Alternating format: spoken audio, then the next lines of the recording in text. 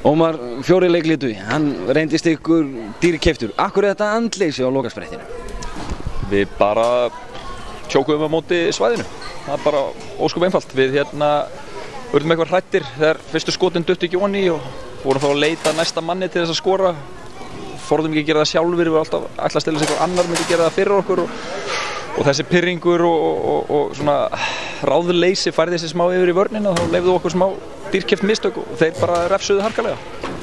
Þið virtust vera að koma með leikið inn í smá væskripp fyrir svona reyndan, já, og sterkan hóp.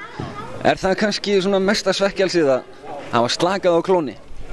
Sko, vanalega eftir 25 mínútur ef við erum komin með þessa stöðu, þá erum við bara búin að vinna leikinn. Þannig að ég var alveg garanteraður alveg að þetta væri bara komið. Við þurftum bara að sigla þessi í höfn eins og við höfum gert vanalega síðustu 3 ár.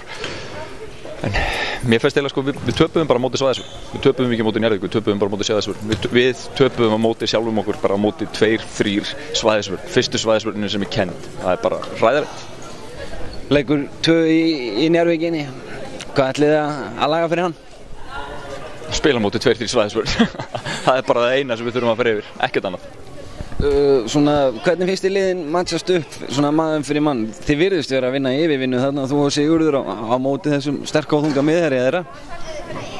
Ég og Siggi náttúrulega, þú veist, deilum því alveg smill okkur, það er alveg klárt að þessi strákur kemur úr þessum skóla og með þessa tölur, hann er einn af betri stórumönnum sem hefur komið til Íslands í langan tíma, það er alveg klárt mál, þannig að við þurfum að vinna virkilega mikla vinnu, þannig að við erum kannski, þú veist, báðir að reyna þjóðsnarstíðunum, þreyta aðeins niður.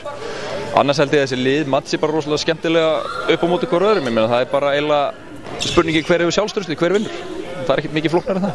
Takk fyrir Ómar. Takk.